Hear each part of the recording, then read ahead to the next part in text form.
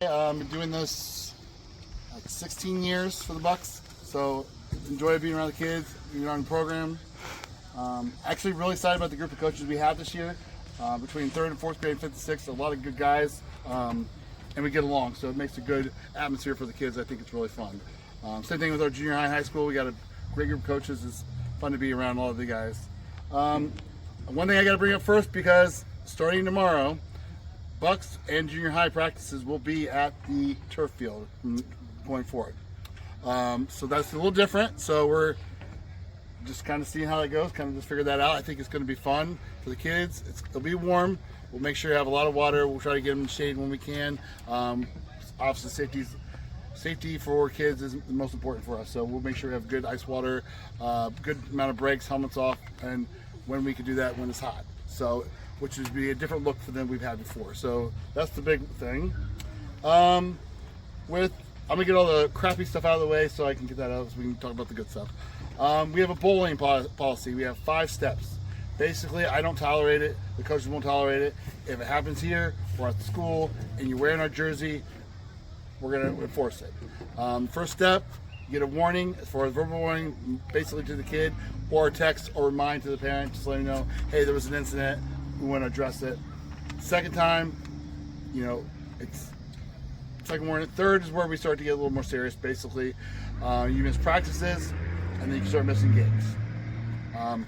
We've never really got that far before, but we had to put it in place because there was situations years ago that we wanted to make sure that it's no gray area. You do something, you make a mistake, we're done with it. And if you get to the 5th step, you're off the team. With that said, that's never happened. But if it does happen and get kicked off the team, we'll have like a re-entry program the next year, but you're already on step 2. So it's never got that far, but I know parents are worried about their kids getting picked on. I don't care for it at all, and I won't allow it. If you have a problem with something like that, bring it to my attention. If you don't bring it to my attention and you go on Facebook, you're really not helping yourselves at all. Got it? Keyboard warriors don't work here.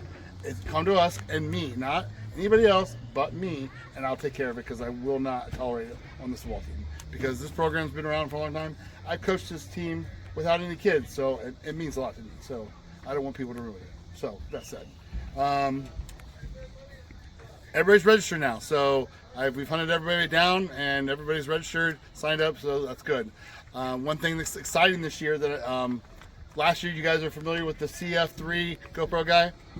Not only is he going to be doing the GoPro stuff again, he will be live streaming every game. So if people that cannot make it to the games can watch it from home, which I think is a real cool thing, and he's doing that for free. I think that's really neat. He's an influencer, gets views, so it helps him out, but it's a nice thing for the kids too. The game schedules I sent out to parents, have I sent out? I just have. I sent out to parents, but I will send out again through Remind, Facebook, Instagram. I'll send you a text. If you text me, I'll send it back to you guys. If you have questions about it, let me know. Everything that we have for the games is also on the JBL website, Junior Black League website.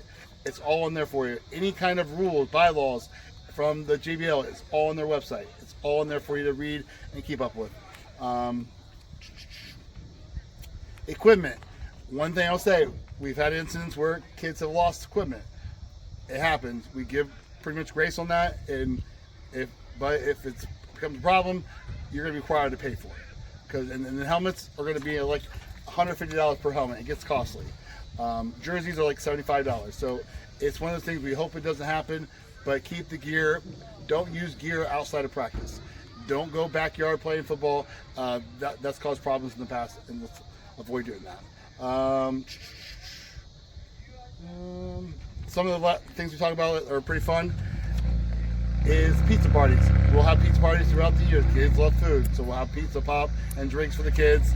We'll also have a pancake breakfast. So that's something we do on a Saturday morning to come down and support the JV. So like McDonald's, a bunch of pancakes, sausages, eggs, and drinks and whatever. A banquet we do at the bowling alley. We get to have pizza, chicken wings, all the things that we try to give a lot to these kids throughout the year, so they have a lot of things. As you see the jerseys they have, the jerseys are nice. We have reversible jerseys, red and black and white. We're going to be worried about maybe a little surprise down the road. We'll see where we can go with that too. Also, camp shirts will be coming right before we go to our jamboree for the weigh-ins and the scrimmages. If you cannot make weigh-ins, there'll be times later that you can reschedule and go get weighed in with a guy named Chalk Norris. He is the director of Chalk, I said, not Chuck. I actually messed up on that before.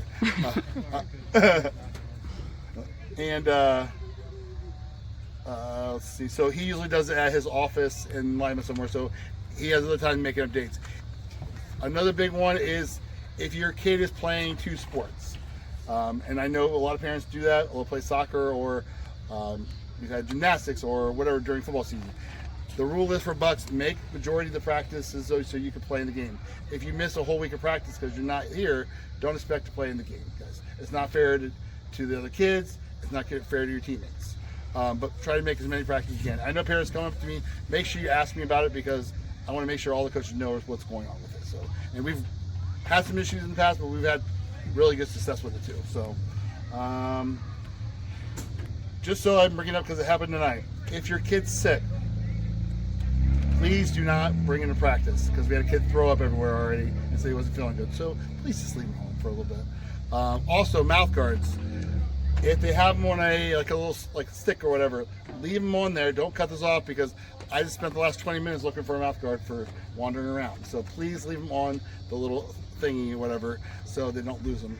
I replaced, I think, 100 mouth guards last year from our storage, but please don't make us have to do that every year. So that's really the biggest things. Morgan, you're the one more question. Yeah, I don't think so. I don't know what. Yeah. Jamie Shaw brought up like a parent, like the baggies and stuff. Oh yeah. So throughout the year, we do before playoffs and before the Super Bowl. Bucs have been a tradition to make the Super Bowl 13 out of the last 15 years, or 14 out of 15 years. So usually we do kind of goodie bags. If parents, there's a Bucs mom page. You can go on there and you can get together. Don't make it just one person doing it. Everybody can be involved in it, so I'd rather have more moms that want to be involved get together than just one person taking care of it all. So everybody can be involved, and you had that page up, don't you? Yeah. Okay. That was one thing. Sure. We can send it in the chat. Yes, I'll make sure everything that's sent in here, I'll remind myself and send it out later again too. Yeah. One thing I was going to say. And for like the Super Bowl, like doing the caravan. Yeah, painting. we'll do caravans. Yeah. I mean, we're expecting to go to Super Bowl every year. That's we always say. When we go to do something, that's how we work it with the kids. What was it? Oh, tickets are the biggest and only seller we use. So last year we had a lot of businesses donate. We had to reach out during mid-season to get tickets or to get money for the Bucs so we can do the things that I talked about, pizza party, banquet, things like that. That costs money. So it's important. We give you 20 tickets. If you cannot sell them or you forget about them, get them back to us so we can get. We have one kid that already sold 4 packs, so he sold 80 tickets already.